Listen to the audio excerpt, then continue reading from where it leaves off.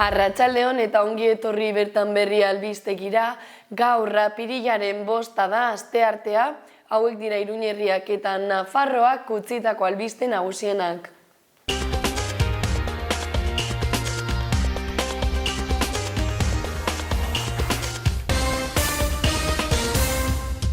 Korrikaren 6. egunean baztan zeharkatu du goitzaldera. Nafarroko gobernuak 30 milioi bideratuko ditu Sakanako zonaldeko garapen industrialerako.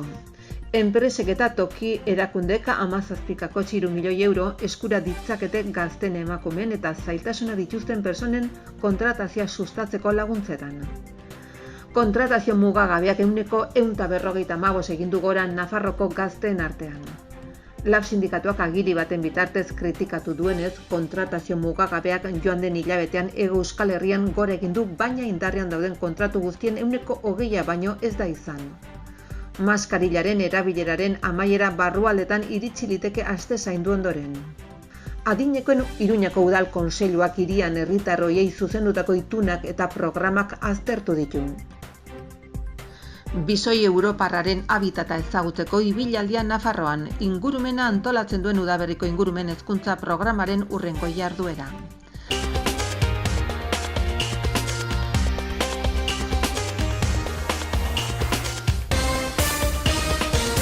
Deklarazio eta deklarazio artean ailegatu dira berriak. Konfirmatu da Aroztegiko obrak iazko udaberrian baimenik gabe hasi zituztela. Beranduegi, sarraski egina, mil esker. Iazko udaberrian, Nafarroako zenbait politikari, Jose Mari Ayerdi, Komisiones Obrera Sindikatua eta Nafarroako enpresen elkarteak, TES enpresaren mesedetan deklarazioak egiten entzun genituen.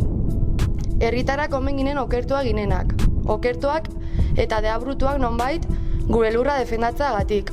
Enpresa gizajo eta ongile. Herriaren alde lanean ibili ziren 100 urtetako aritzak botatzen, bidak eta belaiak xehatzen, omen gure mesedetan. Eta gu parean, batere esker honekoak ez ziren herritarrak. Eta polizia, ustez herritarra babesteko lan egiten duen polizia.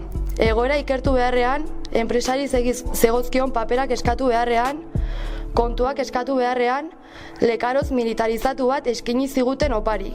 Kontrolak nonai, jazarpena, errepresioa eta izua herrian edatzen ibili ziren. Deus berririk ez tamalez. Jauntxo espekulatzailei babes eta impunitatea. Herritarrei berriz zigorra eta represioa. Herritarren kriminalizazioa bideratzeko sekulako txostena 100 orrikoa prestatu du poliziak. Orain, gauza bera eginen aldu enpresak egun horietan egindako sarraskia epaitzeko, han egindako kalteak zerrendatuko alditu eta dena anpatuko aldu herritarrekin egin duen bezala, politikariek barkamena eskatuko aldute ilegalki landa eremua beren mesedetarako uzten duten enpresak defendatzeagatik eta herritarrei bizkarra emateagatik, milaka euroko indemnizazioa jasoko aldu lekarozek, urgentzia bizikoa da udalez gaindiko plan sektorialen gelditzea, eta hori Nafarroako gobernuak egin beharreko lana da, erabaki politikoa da. Aroztegiarekin askiez eta erdizeko bazkaleku komunaletan multinazionala sartzeko bidea irekia utzi nahi dute. Lotsagarria. Gezurrek zango motzak omen dituzte, baina kopeta animalekoa duenari bortza xola. Eta bitartean, 7. lagun bat apirilaren 7 epaitegietara deklaratzera deitua. Egun horretan, goizeko 11:00 Iruñeko epaitegia itzinean, babes osoa erakusteko deialdia luzatzen dugu. Elkartasunak ez du mugarik. Herri baten borondatea ezin da epaitu.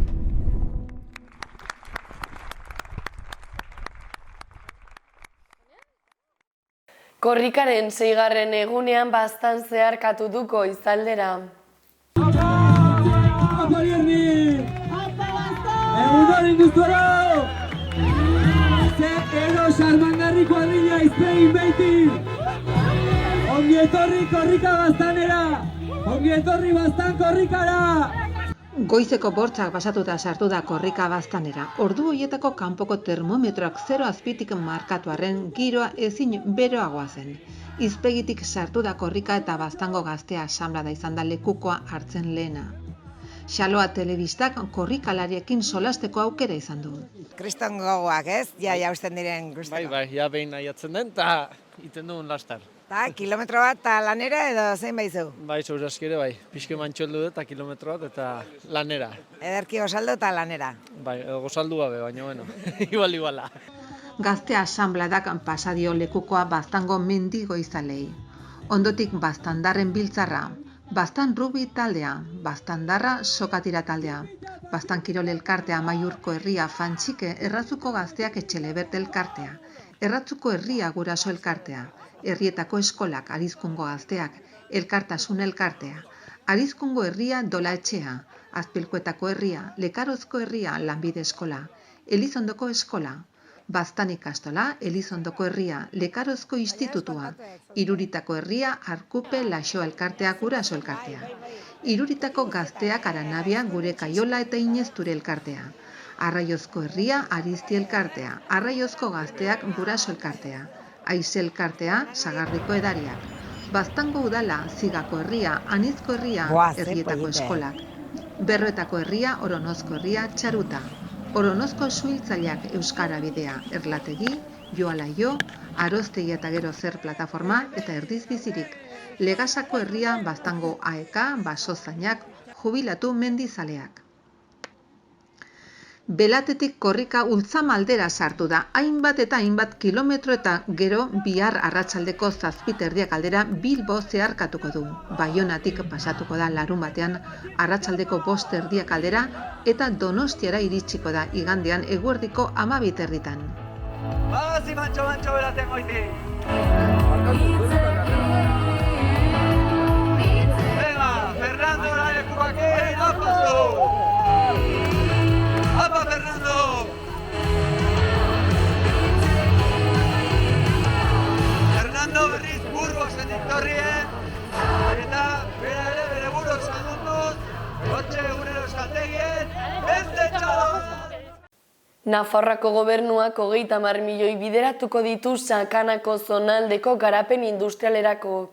Txibite lehendakariak toki entitateekin Irurtzunen egindako elkarrizketa konferentzian iragarri du eta errepideak hobetzeko 2 milioiko inbertsioaren nabarmendu du. Nafarroko lehendakaria gobernuaren eta toki entitateen arteko elkarrizketa konferentzi berriaren 5. topaketaren buru izan da. Irurtzunen eta foru gobernuak Sakanako eremuaren garapen iraunkorrarekin duen konpromisoa adierazi du. Ekitaldian, Txibite 2021ko eta 2022ko jarduera nagusiak errepasatu ditu bertzea Arakil, Irurtzun, Alsasu eta Lekunberriko industrialdeetan 30 milioi euroko inbertsio egitea. Inguruko errepide sarea hobetzeko 2 milioi eta Arakil parean autobiaren gaineko korridore ekologikoa sortzea.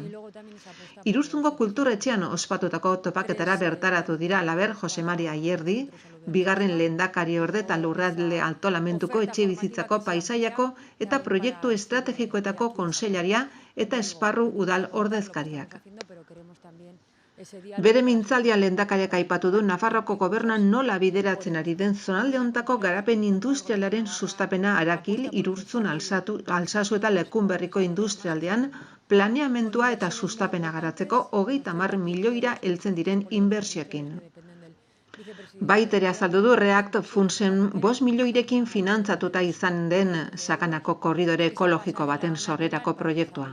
Korridore hau Etxarriaranaz, Barrutiko eta autobidearekiko 100 metro ingurura dagoen faunaren pasagune goratu batean datza eta Aritzalko izeneko Aristiko 2 esparruak konektatuko lituzke.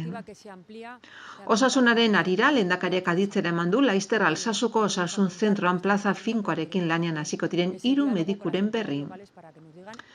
Hezkuntza arloan gogorazi du datorren ikasturtean Sakanako ikastetxeen heziketa eskaintza hedatu egingo dela maila gehiagorekin eta ikasturte honetan Nafarroko lehenengo ATK ikasgeletako bat estrenatuko dela.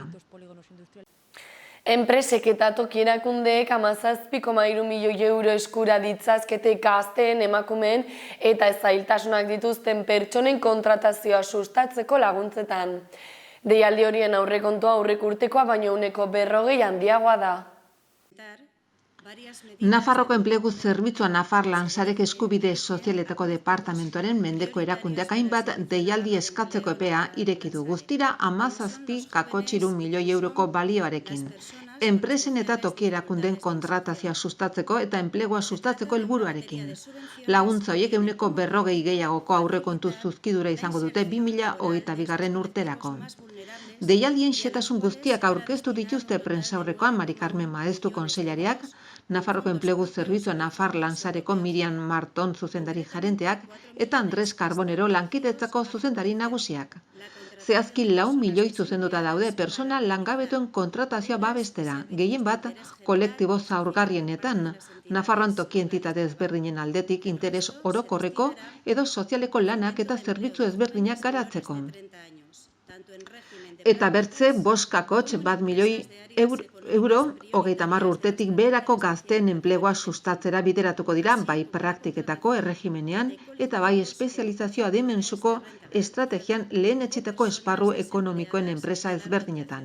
Hala nola, lan munduan txertatzeko zailtasuna dituzten kolektiboen kontratazioan. 2021. Urtean, udalek eta mankomunitatek 824 pertsona langabetu kontratatu zituzten Nafarroko Enplegu Zerbitzuaren bidez. Hoietatik 156 lagunek errenta bermatua jasotzen zuten eta 277 emakumeak ziren. Kontratazio mugagabeak 155 egin du gora Nafarroako gazteen artean. Martxoan 1.156 afiliazio gehiago izan ziren gizarte segurantzan eta 705 langabe gehiago. Urteko 3. hilabeteko datuen arabera, 805 langabe gehiago daude, hau da 2,1 gehiago. Hala ere gizarte segurantzako afiliazio berriro egin du gora 1.156 pertsonekin. Eta kontratazioa 19,9 igo da otsailarekin alderatuta. Atal honetan, nabarmentzekoa da, 30 urtetik beherako gazten kontratazio mugagabeak 155 egin duela gora. Kopuru horiekin martxoa amaitzean 34.388 pertsona zeuden langabezian, hilean 29.175 kontratu egin dira eta batez besteko afiliazioak 285.627 dira. Errealitate sozialaren behatokiak emandako eta prentsaurrekoan Mari Carmen Maeztu sailburuak, Miriam Marton Nafarroko Enplegu Zerbitzuko zuzendari kudeatzaileak eta Andres Carbonero babes sozialeko zuzendari nagusiak aurkezutako datuen arabera. Aldi baterako lan erregulazioko espedienten dauden pertsonen kopuruari dagokionez, hileko azken egunean koronavirusarekin lotutako aldi baterako lan erregulazioen bidez, babestutako langileen kopurua 505 pertsonakoa da Nafarroan. Pandemia abian jarritako aldi baterako lan erregulazioen modalitateren batetik datozenak. Gainera, 172 langile daude aldi baterako lan erregulazioan pandemiarekin zerikusirik ez dutenak, 49 gutxiago hilabetean. Labek agiri baten bitartez kritikatu duenez kontratazio mugagabeak joan den hilabetean Hego Euskal Herrian gora egin du, baina indarrean dauden kontratu guztien 20% baino ez da izan. Joan den martxoan otsaian baino 1975 langabe gehiago izan ziren Euskal Autonomia Erkidegoan eta Nafarroako Foru Erkidegoan. Eta guztira 151.483 langabe zeuden. Lab sindikatuak agiri baten bitartez kritikatu duenez, kontratazio mugagabeak pasaden hilabetean Hego Euskal Herri osoan gora egin du, baina indarrean dauden kontratu guztien 20% baino ez da izan. Eta ohartarazi du lan erreformak aldi baterako kontratatuentzako muga bat ezarri badu ere, beste mota bateko ezegonkortasun figurak zabaldu dituela, aldizkako kontratu finkoak egiteko aukerarekin. Sindikatuak ohar batean gogorarazi duenez, pasaden martxoan otsailean baino 1975 langabe gehiago izan ziren Euskal Autonomia Erkidegoan eta Nafarroko Foru Erkidegoan, eta guztira 151.483 langabe zeuden. Halaber, igoera hori langilek modu desberdinean jasan dutela nabarmendu du. Izan ere, gazteak eta migratutako pertsonak izan dira batez bestekoaren gainetik hasi direnak eta gainera emakumeak gehiengo dira langabezian guztizkoaren 48%. Maskarillaren erabileraren amaiera barrualdeetan iritsi liteke aste zainduaren ondoren. Hala ere, maskara garraio publikoan eta ospitale eta egoitzetan erabiltzen jarraitu beharko litzateke. Osasun Ministeritzako eta Erkidegoetako teknikaren jarrera maskara espazio itxietan erabiltzeri uztearen aldekoak dira. Azken zirriborroan osasun publikoaren batzordeari proposatu diote aste zainduaren ondoren maskara barne aldeetan erabiltzea derrigorrezko ez izatea pixkanaka, naiz eta hainbat salbuespen egongo lirateken. Garrai publikoan eta ospital eta egoitzeta egoitzetan erabiltzen jarraitu beharko litzateke, azken kasu hontan, derrigorrezkotasunak langilei eta bisitariei eragingo lieke. Baita ospitaleratutako pertsonai ere beti ere espazio komunetan badaude. Ikastetxeetan ere maskara kentzearen aldeko ahotsak gero eta gehiago dira. Adituek maskara zentruz erabiltzearen aldeko apustu ere egin dute eta gomendatzen dute maskara erabiltzen jarraitzea aireztapen ona ez dagoenean eta segurtasun distantzia gordetzean ez den tokitan edo lanpostuetan. Azken hitza Osasunaren Lurralde Kontseiluak du. Osasun Kontseilariaren hurrengo bilera asteazken honetan izango da, baina egia da eguneko agendan ez dagoela maskararen amaierari buruzko eztabaidarik agertzen. Bertzetik Santos Indurainek, Nafarroko Gobernuko Osasun Kontseilariak neurrien aldaketa orok adituen bermea izan behar duela defendatzen du. Adibidez, ikusi dugu erabaki ona izan dela neurri murriztaileak pixkanaka aldatzea adierazi du. Etorkizunari begira Indurainek adierazi du ziurrenik 7. edo 8. olatu bat egongo dela, baina azpimarratu du adituen ustez ez dela litekena eragin berekoa izanen. Adinekoen Iruñeko Udal Kontseiluak hirian herritar horiei zuzendutako itunak eta programak aztertu ditu. Adinekoendako jarduerak handitu egin dira pandemiak eragindako murrizketa gehienak ezabatu ondoren. Iruñakoen Adinekoen Udal Kontseiluak egin du lehenbiziko bilera koronavirusaren pandemiak martxan jarritako murrizketa gehienak ezabatu ondoren. Horrek panorama sozial berri bat ekarri du, non hobetu ahal izan diren udalak herritar horiei zuzendutako itunak eta programak. Partaidetza organo horren bileran zerbitzu horien egoera berria aztertu da eta hitz eman zaie hiriko adinekoen ordezkariei proposamenak eta iradokizunak plantea ditzaten. Udal organoren bilera Kondestable Jauregian eginda eta bertan udalak adinekoi zuzenduta azken hilabeteotan egindako ekimenak aurkeztu zaizkie inplikatutako eragile guztiei. Adinekoen itunen garapenaren berri eman da. Don Ibaneko itunaren adibidearen bidez. Itun horrek hainbat urteetako ibilbidea du eta orain pandemiaren ondoren jarduera eta zerbitzu guztiak berreskuratzen eta auzotarrei proposamen berriak aurkezten ari da. Halaber jakiten eman da sareen aktibazioaren egoera. Izan ere sare horiek Iruñeko udalak bultzatu ditu Iturrama, Txantrea eta Etxabakoitz auzoetan adibidez, adinekoekin adeitsuagoak diren inguruneak eskaini eta aukeratu ez den bakardade egoerak eta zaurgarritasunekoak atzemateko. Bileran udalaren komunitate ekintzako programen berri emanda eta bien artean daude martxan sedenak garatua eta Idoia Urmenetak azaldua. Aizia ostegunak eta ostiralak Gurutze Gorria garatua eta Virginia Markinak azaldua. Beti norbaitekin programa zaintzen dutenak zainduz, Paumak garatua eta Mirentxu Araizek azaldua. Itxarapenaren telefonarekin elkarlanean egiten ari diren 75 urtetik gorakoendako lantegiak Alfonso Etxabarrik azaldu ditu eta eten digitalari aurre egiteko eginen diren lantegiak. Ekimen horietako bakoitzari buruzko xehetasunak Iruñeko udaleko webgunean adinekoi zuzendutako atalean aurkitu daitezke. webikoitza.pamplona.es mayores. Bisoi Europarraren habitata ezagutzeko ibilaldia Nafarroan ingurumena antolatzen duen Udaberriko ingurumen hezkuntza programaren hurrengo jarduera. Udaberriko fase berri honetan ingurumen hezkuntzak 20 jarduera inguru ditu programatuta ekainaren erdialdera arte. Ingurumeneko departamentuak antolatzen duen ingurumen hezkuntzako programak Udaberriko jarduerari ekingo dio berriro, ekainaren 2. erdira arte programatutako jarduerekin.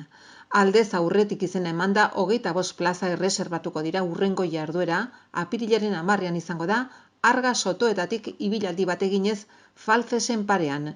Bisoi Europarrak Nafarroan duen habitata, Europako ugaztun mehatxatunetako bat etaren biziraupena erraisteko jarduerak egin dira bertan. Basozainak Galipientzora egindako bizita izan da fase berriontako lehen jarduera. Nafarroko Bonelli arranoa berreskuratzeko egindako lanak azaltzeko. Bizitan 20 personak parte hartu zuten eta Bonelli arranoa eta ugatza ikusteko aukera izan zuten. Programaren helburua da ingurumen saileko teknikariek garatutako lana ezagutaraztea eta Nafarroko geografia osoan ingurumena zaintzak duen aberastasuna eta garrantzia erakustea. Hauek izan dira gaurko albiste nagusienak, eskerrik asko zuen arretagatik eta bihar arte.